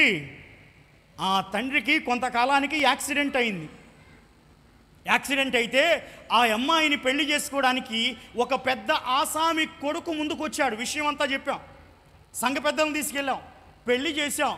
పెళ్లి చేస్తే వాళ్ళకి చక్కగా అందమైన 2 బిడ్డలు పుట్టారు. అమ్మా, అందమైన 2 బిడ్డలు పుట్టారు. 10 ఎకరాల భూమి కలిగినటువంటి ఆసామి కొడుకు, ఒక్కతే కోడలు, ఒక్కడే కొడుకు ఒక్కతే కోడలు.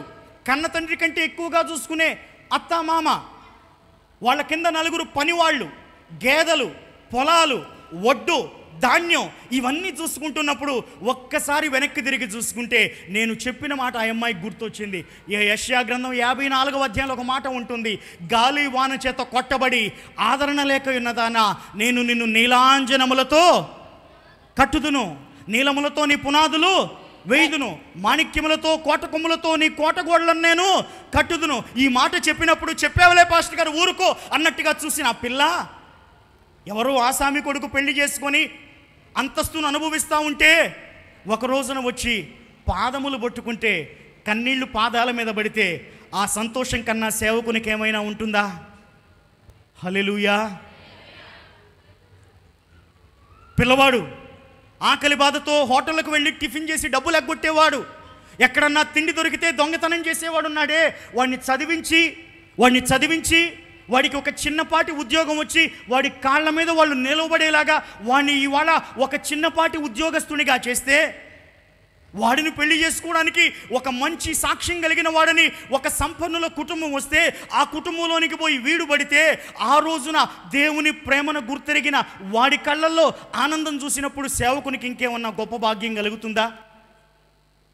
పాస్టర్ గారు, నా భార్యకి రోగం వచ్చింది, మా దాంపత్య జీవితానికి అడ్డమైంది, నేను 2వ పెళ్లి చేసుకుంటాను అని వచ్చినటువంటి వాడికి ఇంటిలో ఉపవాస కూటాలు పెట్టి వాడి భార్య కోసం వాడి కోసం ఏడ్చి కన్నీళ్లు గార్చి ప్రార్థన చేసుకొని కడుపు కట్టుకొని ప్రాణం పోయినంత తీక్షణముగా పరమగీతాల గ్రంథం 5వ అధ్యాయం అంటాడు, ప్రేమాతిశయము చేత మూర్ఛ వచ్చేసింది. వాడి మీద ప్రేమ, వారి కుటుంబం మీద ప్రేమ చేత అన్నం తినకుండా నిద్ర లేకుండా వాక్యం చదువుకుంటా, దేవుడా నీ పాదాలు పట్టుకుంటున్నా, వీళ్ళ కుటుంబాన్ని కట్టునాయన అని ఏడిస్తే దేవుడు ఒక రోజున ఆ కుటుంబాన్ని దర్శించి ఆ సహోదరికి ఉన్నటువంటి ఆ క్యాన్సర్ తీసేస్తే వాళ్ళిద్దరి దాంపత్య జీవితాన్ని దేవుడు ఆశీర్వదిస్తే ఒక్క కాన్పుకే 2 బిడ్డలు పుడితే ఆ యవనస్తుడి ముఖం చూసిన నాకు సంతోషం కలుగుతుందా? కలగదా? జీవితాలు బాగుపడుతున్నాయా? బాగుపడటం లేదా? కుటుంబాలు కట్టబడుతున్నాయా? కట్టబడటం లేదా? మనుషులను దేవుడు పైకి, నమ్మకస్తులను యథార్థవంతులను పైకి లేపుతున్నాడా లేదా? కానీ కొంత సమయమే పడుతుంది. ఎందుకు సమయం పడుతుంది పాస్టర్ గారు అంటే, ఈ కొట్టబడిన వాడు, దొంగల చేత కొట్టబడిన వాడు ఉన్నాడే, వాడికన్నా ఇంకా చాలామంది వెనక పరామర్శ కోసం ఎదురు చూస్తూ ఉంటే ప్రభు ఒక్కొక్కరిని పట్టించుకుంటూ నీ దగ్గరకు వచ్చేసరికి నీకు ఆలస్యం అవుతుంది గనక, నీకన్నా ముందు నుంచి కుటుంబాలు పాడైపోయిన వాళ్ళని దేవుడు కట్టుకుంటూ వస్తున్నాడు గనక నీకు ఆలస్యం అవుతుందక, నీకన్నా ముందు రోగాల పాలైపోయిన వారిని దేవుడు బాగు చేసుకుంటూ వస్తున్నాడు గనక నీకు ఆలస్యం అవుతుందక, నీకన్నా ముందు అప్పుల బాధలో ఉన్న వారికి దేవుడు కాపురాలు చక్కదిద్దుతున్నాడు గనక నీకు ఆలస్యం అవుతుందక, నీకన్నా ముందు సేవ ప్రారంభించిన వారి సేవను దేవుడు స్థిరపరుస్తున్నాడు గనక నీకు ఆలస్యం అవుతుందనా? ఆలస్యం అవుతుంది కానీ దేవుడు అన్యాయం చేసేవాడు కానే. కాస్త ఆలస్యమైన, క్షణమాత్రం ఆలస్యమైన దేవుడు మాత్రం నమ్మిన వారిని అన్యాయం చేయనే. బిడలారా, ఇది నేను నా అనుభవంలో నుండి చెప్తున్నటువంటి ప్రసంగం. నా పరిచర్యలో నేను నా కళ్ళతో చూసినటువంటి సాక్ష్యాలను బట్టి చెప్తున్న ప్రసంగం. ఆయన కట్టడలు మీకు పాటించడం కష్టంగానే ఉంటుంది. బాధ కలిగినప్పుడు ప్రతి ఒక్కళ్ళు వచ్చి, ఏ బాప్తిస్మం తీసుకున్నావు, ఆ మాత్రం నోరు కట్ చేసుకోలేవా? ఏ బాప్తిస్మం తీసుకున్నావు, ఈ పని చేయకుండా ఆగలేవా అని అంటా ఉంటే, ఈ మాట పట్టుకొని నీకు నచ్చని వాళ్ళు, గిట్టని వాళ్ళందరూ నీ హృదయాన్ని గాయపరుస్తూ ఉంటే ఎవరికి చెప్పుకోవాలో తెలియక, అర్థం చేసుకునే వాళ్ళు లేక, ఆదరణ కరువైపోయి, ఓదార్పు లేక, క్షమాపణ లేక, హృదయాల్లో గూడు గట్టికిపోయినటువంటి బాధను ఎవరికి వ్యక్తపరచుకోవాలో తెలియక ఉన్న నమ్మకమైన విశ్వాసులకు ఈ మధ్యాహ్నం ప్రభువు మాట్లాడుతున్న మాట ఏమిటంటే, ఆయన నీ దగ్గరకే బయలుదేరాడు. ఆయన ఎక్కడికి బయలుదేరాడు? నీ దగ్గరకే బయలుదేరాడు. నీ కన్నీళ్లు చూసి నీ దగ్గరకే ఆయన బయలుదేరాడు. కానీ నీకన్నా ముందు కొంతమంది బాధపడుతుంటే వాళ్ళను అనాథలుగా విడిచిపెట్టలేక యాయీరు కుమార్తె కోసం వచ్చాడా తండ్రి? యాయీరు ఆయన దగ్గరకు వచ్చాడు కదా. వస్తే యాయీరు కుమార్తె దగ్గరికి వస్తే, యాయీరు కుమార్తెను బాగు చేయమని యాయీరు ప్రభు దగ్గరికి వస్తే, యాయీరు దగ్గరికి వెంటనే ప్రభు వెళ్ళాడా? వెళ్ళలేదు కదా. మధ్యలో ఎవరు వచ్చారండి? మధ్యలో 12 సంవత్సరాల నుండి రక్తస్రావపు రోగం వచ్చిందా? ఈమె దగ్గర దేవుడు ప్రభు ఆగిపోయాడా? ఆగిపోతే యాయీరుకి బాధ కలుగుతుంది. అరెరే, నా కూతురు చచ్చిపోతుందని నేను పిలిస్తే, నా కూతురు చిన్నపిల్ల, ఇదేమో పెద్దది, నా కూతురు 12 సంవత్సరాలు చిన్నపిల్ల, ఇది 12 సంవత్సరాల నుంచి రోగంతో బాధపడుతుంది, ప్రభు అంటే నా దగ్గరికి రాకుండా దీని దగ్గరికి పోయాడు. బిడ్డ, ఈ లోపు నీ బిడ్డ చచ్చిపోయింది. యాయీరు కుమార్తె చనిపోయింది. లాజరు చనిపోయాడు రమ్మని, లాజరు రోగంతో ఉన్నాడు రమ్మని కబురు పెడితే ప్రభు వెంటనే పరిగెత్తకుండా వెళ్ళిపోయాడా? వెళ్ళిపోలేదు కదా. 4 రోజులు ఆగాడు కదా. వీళ్ళ కోపం వస్తుందా? రావట్లేదా? ఎవరికి? పిలిచిన వాళ్ళ కోపం వస్తుందిగా. రాగానే మార్తా ఏమంది? ప్రభువా, నువ్వు కానీ ఇక్కడ ఉంటే మా తమ్ముడు చచ్చిపోయేవాడు గానే కాదు.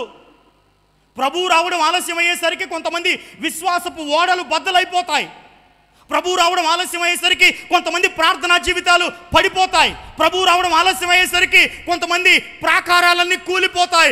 వద్దు ప్రియమైన దేవుని బిడ్డలారా, ఆఖరి క్షణం వరకు మీ విశ్వాసంలో మీరు స్థిరులుగా నిలవబడండి. మీరు మరణించేలోపు ఒకరోజు ప్రభు వచ్చి మిమ్మల్ని దర్శిస్తాడు. ఆయన ప్రేమ చేత పడిపోయిన మీ ప్రతి బలిపీఠాన్ని తిరిగి కడతాడు. ఆ బలిపీఠం మీద అగ్ని మండిస్తాడు. ఆ మంట నిత్యము మండుచూ ఉన్నప్పుడు మీరు ప్రభు రాజ్య స్థాపనలో వాడబడే కృప దేవుడు మీకు దయచేస్తాడు. హల్లెలూయా, హల్లెలూయా. ఆయన మాటలు కఠినంగా ఉంటాయి. ఎందుకంటే దేవుడు ఆకాశమందు ఉన్నాడు, మనము నేల మీద ఉన్నాం గనక ఆయన స్థాయిని మనం అందుకోలేము, ఆయన హృదయాంతరంగం మనం తెలుసుకోలేము. కానీ ఈ మధ్యాహ్నం చెప్పనివ్వండి, ఆయన మాటలు వెనకబడిపోవద్దు. ఆయన హృదయాన్ని మీరు చూడండి. ఆయన గాయాలు కట్టేవాడే కానీ గాయాలు చేసేవాడు కానే, పడిపోయిన వారిని లేవనెత్తేవాడు కానీ నిలబడిన వాడిని ఎప్పుడు ఆయన పడగొట్టేవాడు గానే కాదమ్మా. ఈ మధ్యాహ్నం ఎవరైనా బాధలో ఉంటే ఒక్కరు నిజంగా ఈ మాట తీసుకున్నా ప్రభువు నీతో మాట్లాడినట్టే. కూర్చున్న వారందరినీ మెప్పించడానికి నేను ఈ ప్రసంగం చేయలేదు. ముసలి సేవకుడు నా భార్య బిడ్డల్ని నాకెందుకు దేవుడు దూరం చేశాడని అడిగితే, నీతిమంతుల మీద అనీతిమంతుల మీద సూర్యుని ప్రకాశింపజేసే దేవుడు నా మీద ఎందుకు ప్రకాశింపజేయలేదని అడిగితే, ఆ ముసలివాడికి ఇప్పుడు కానీ ఒకవేళ నాకు కలిస్తే నేను చెప్పదలుచుకున్న మాట ఒకటే, ఈ భూలోకంలో నువ్వు పడిన ప్రతి శ్రమకు రెట్టింపు ఘనతను పరలోకంలో ప్రభువు నీకు దయచేస్తాడుగా. ఇప్పటి కాలపు శ్రమలు మనకు ప్రత్యక్షము కాబోవు. ఆ మహిమ ఎడల ఎన్నదగినవి కాదు కదా. నీ ఆత్మ పరలోకంలోనికి వెళితే పరలోక రాజ్య ప్రవేశ ద్వారముల ఎదుట దేవదూతలు నీ కోసం తలుపు తీసిన ఎదురుగా నీ కోసం ప్రాణం పెట్టిన ప్రభు అయిన యేసుక్రీస్తు వారు నీకు కనబడితే, ఆయన్ని చూసిన ఆ క్షణాన భూలోకంలో పడిన బాధలన్నీ క్షణంలో మాయమైపోతాయి కదా. పరలోక రాజ్యంలో అడుగు పెడితే బంగారపు వీధుల్లో తిరుగుతూ ఉంటే ఎవరికి తెలియని ఒక కొత్త పేరు ఆయన నీకు రాతి మీద చెక్కి ఇస్తే, జయించిన భూలోకంలో బాధలు పడి విశ్వాసములో స్థిరపడినటువంటి నిన్ను ఆయన తన దేవుని ఆలయంలో ఒక స్తంభముగా నిలవబెడితే, కోటాను కోట్ల మంది దేవదూతలందరూ నీ వైపు చూస్తూ ఉండగా, శరాపులు కెరూబులు 4 జీవుల సమూహము 24 పెద్దలు వీణ విపంచిక సితారాలు తీసుకుని వాయిస్తూ ఉంటే, పరలోకపు ఆరాధన జరుగుతూ ఉంటే, పరిశుద్ధుల ప్రార్థన జరుగుతూ ఉంటే, ఆయన ఎదుట నిలవబడిన నీకు ఆయన జీవకిరీటం తల మీద పెడుతూ ఉంటే, ఆ మహిమ ముందు ఇప్పటి కాలపు శ్రమలు ఎన్నదగినవి కానే. ఆ మహిమను పొందుకున్నప్పుడు ఈ భూలోకపు బాధలు నీ దృష్టికి లెక్కగలిగినవి గానే. దాన్ని మర్చిపోయాం గనకే భూలోకంలో బాధలు అనుభవిస్తున్నామని ప్రతిదీ హృదయంలోకి తీసుకుని ఏడుస్తున్నావు. ప్రభువు మనకిచ్చే ప్రతిఫలం మర్చిపోయావు గనకే భూలోకంలో ప్రతి బాధ ప్రతి కష్టం తీసుకొని నీ భారం నువ్వే మోస్తున్నావు తప్ప ప్రభు వచ్చేదాకా ఎదురు చూడటం లేదు. ఆయన ప్రేమ నిన్ను ఖచ్చితంగా ఆదరిస్తుంది. అరక్షణం ఆలస్యమైన నిదానంగా నిమ్మళంగా విశ్వాసంలో కొనసాగు.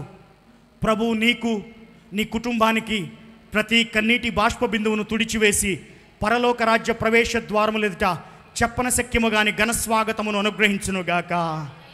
ప్రార్థన చేసుకుందాం. ప్రార్థన.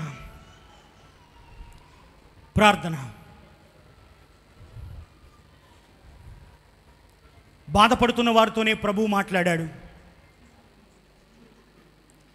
కష్టపడుతున్న వారితోనే ప్రభువు మాట్లాడాడు.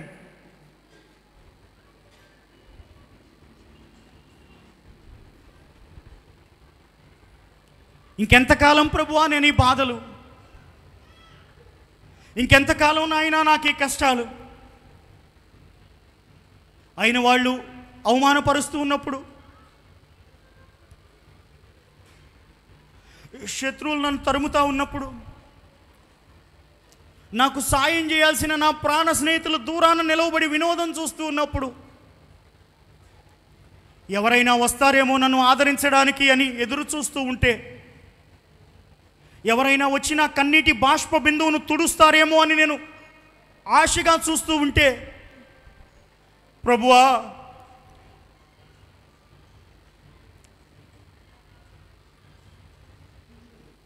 నా కళ్ళన్నీ ఎండిపోతున్నాయి నాయనా, కన్నీరు రాక. నా హృదయం అంతా నిలువుగుండి పడిపోతుంది నాయనా, ఓదార్చేవారు లేక.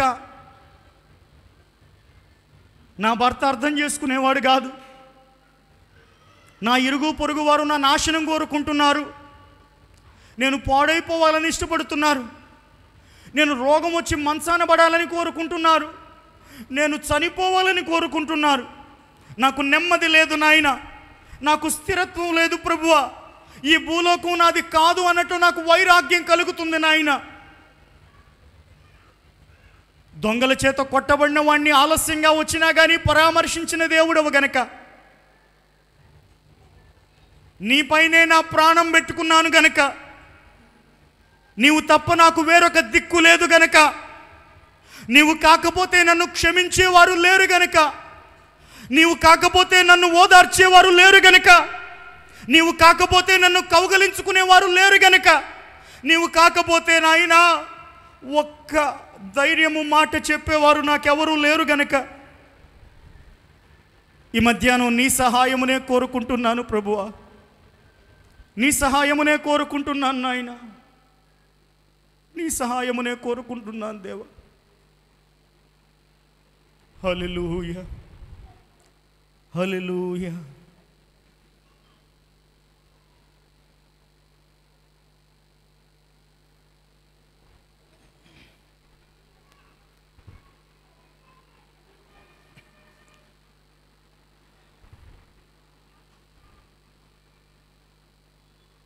మీ హృదయాలు ప్రభు హృదయం మాత్రమే ఏకీభవించి మీరు మీ ప్రభువుతో మీ మనస్సు విప్పి మాట్లాడుకోండి ప్రియులారా. కొద్ది నిమిషాల పాటు భూలోకంలో మీకున్న బాధలు వెనక పెట్టేసి, మీ భూలోకపు ఆలోచనలన్నీ ప్రక్కన పెట్టేసి, మీకోసం సిలువ వేయబడిన, భూమికి ఆకాశమునకు మధ్యలో వేలాడదీయబడిన నీ రక్షకుడైన యేసుక్రీస్తు ప్రభు వారికి నీ హృదయాన్ని కుమ్మరించు.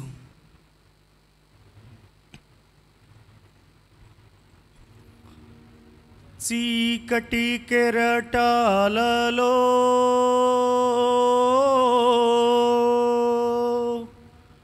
కృంగిన వేళలో, చీకటి కెరటాలలో కృంగిన వేళలో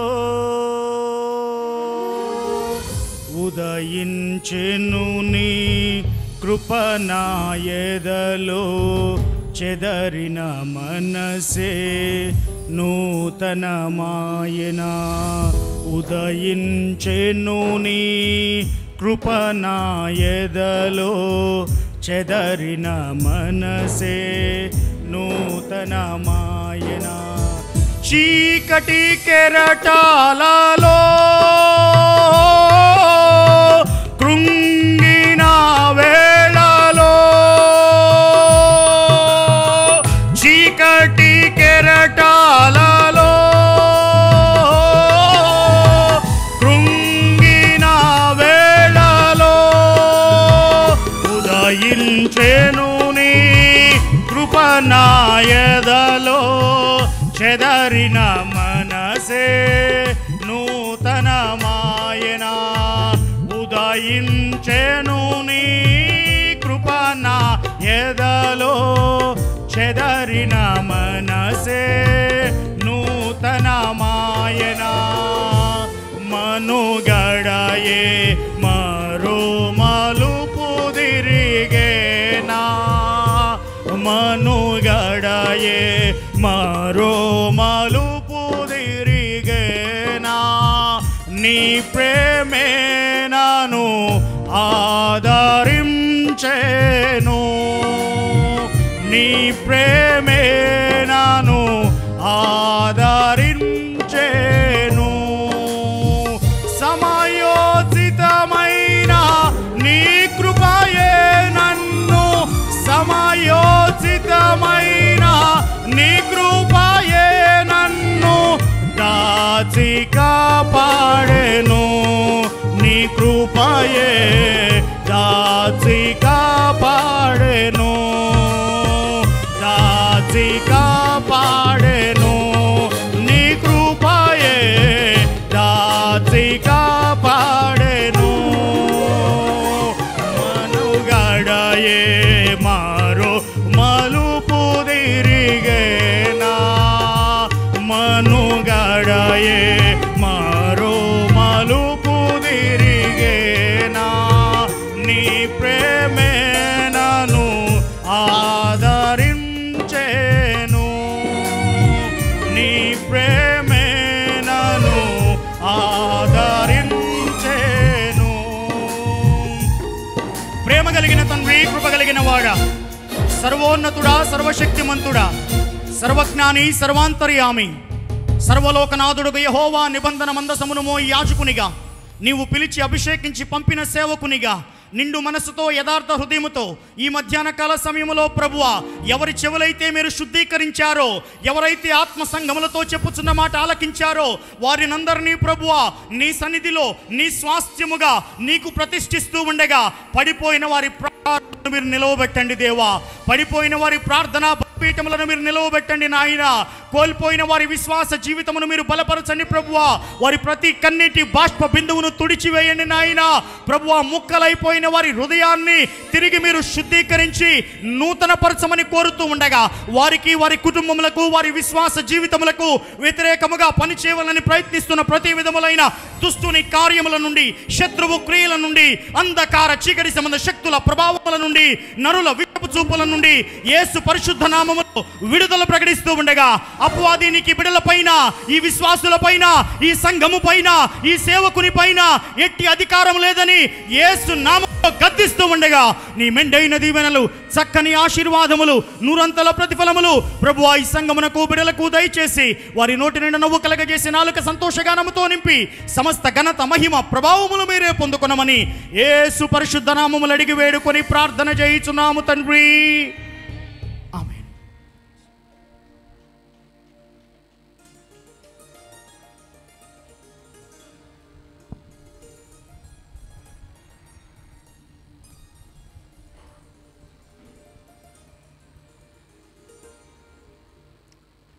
మంచిది.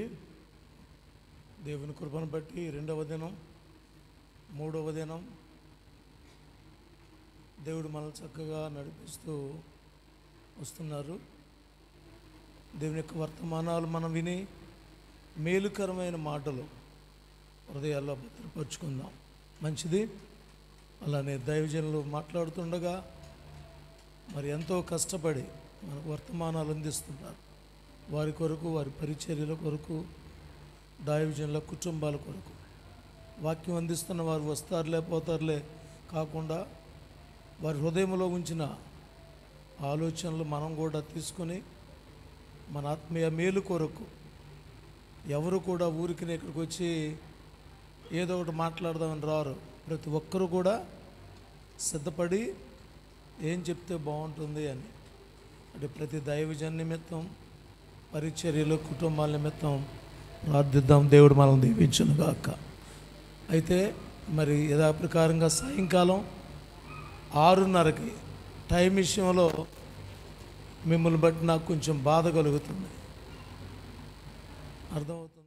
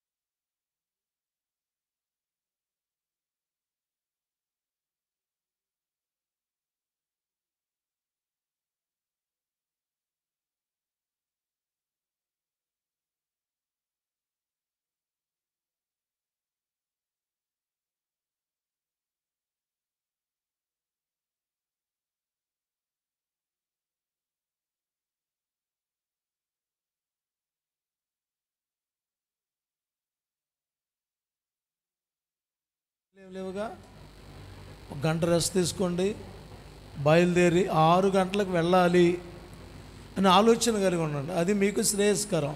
ఈ 3 దినాల్లో 2 అయిపోయినాయి కదా, ఈరోజు రేపే కదా కదా కాబట్టి సమయపాలన అనేది మనకి ఎంతో అవసరం. దాన్ని బట్టి దైవజనులు కొంచెం సమయం మాట్లాడడానికి, నేర్చుకోవడానికి ఎన్నో లోకంలో 365 రోజులు పనులు ఉంటానే ఉన్నాయి. చచ్చేదాకా పనులు ఉంటాయి. చనిపోయిన ప్రాణం పోయింది కాబట్టి లేదా పెట్టిలో నుంచి కూడా పెట్టిలో నుంచి కూడా లేచి పనికి వెళ్తావు. అవకాశం లేదు కాబట్టి ఉన్నా కానీ చచ్చిపోయినా కూడా పని ఉందంటే అప్పుడు కూడా లేస్తావు. అలా కాకుండా సిద్ధపడండి, పెందలకడ రండి. దేవుడు మిమ్మల్ని దీవించును గాక. సభల కొరకు కానుకలు ఎత్తబడతాయి. సిద్ధపడండి. మీరు మీ కుటుంబాలు కలిసి ప్రభు సన్నిధానికి వచ్చి దైవాశీర్వాదాలు పొందండి. దేవుడు మనల్ని దీవించును గాక. చిన్న ప్రార్థనతో ఆశీర్వాదంతో సెలవు తీసుకుందాం. మహాపరిశుద్ధుడా, పరమతండ్రి, మీ శ్రేష్టమైన ఉన్నతమైన నామాన్ని బట్టి వందనాలు చెల్లిస్తున్నా రాజా. ఈ దినంలో కూడా మీరు మాతో ఉన్నందుకు స్తుతులు చెల్లిస్తున్నాము నాయన.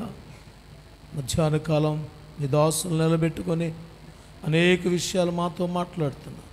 ఈ లేఖన భాగాలు మాలో ఫలింపచేయండి. వాక్యం అందించి మీ దాసులు ఇంకా బలంగా అనేక స్థలాల్లో వాడుకోండి. పరిచర్యలో కుటుంబాలను దీవించాలి. ఈ అంచె దినాల్లో మీ కొరకు జీవించగలుగుతూ అనేకుల మీదకు నడిపించగలిగే సాధనాలుగా బలంగా వాడుకోండి, అభిషేకించండి. అలానే ఆశ కలిగి నీ సన్నిధికి వచ్చిన ప్రతి బిడను, ప్రతి కుటుంబాన్ని దీవించండి. ఎవరు ఏ అవసరతలో ఉన్నారో అవసరాలు తీర్చండి ప్రభువా. ప్రతి కుటుంబం ప్రత్యేకంగా దీవించబడ్డాడు, కృప దయచేయండి. రాలేకున్న వారికి కూడా సమయం దయచేసి సాయంకాలం రేపు ఉపయోగించుకోవడానికి కృప దయచేయమని మనవి చేస్తున్నాను. దిన దీవెనలతో బిడ్డలందరినీ నింపి పంపించండి. యేసయ్య శ్రేష్టమైన నామములో వేడుకుంటూ ప్రార్థన చేస్తున్నాము తండ్రి. పరమ తండ్రి అయిన దేవుని ప్రేమ, కుమారుడైన యేసుక్రీస్తు వాని కృప, పరిశుద్ధాత్మ దేవుని సహవాసము సన్నిధి తోడు దీవెన నిరంతరం మనకును సకల పరిశుద్ధులకు చేరువచ్చిన మీ కుటుంబాలకును నిరంతరము తోడయ్యండి, వర్ధిల్ల చేయునుగాక. ఆమేన్. యేసు రక్తమునకే జయం, యేసు నామానికే జయం. యేసు నామానికి సంపూర్ణ విజయం కలుగునుగాక. ఆమేన్. మంచిది. సెలవు తీసుకోండి. అందరికీ వందనాలు. సెలవు తీసుకోండి. పెందలకడ రండి.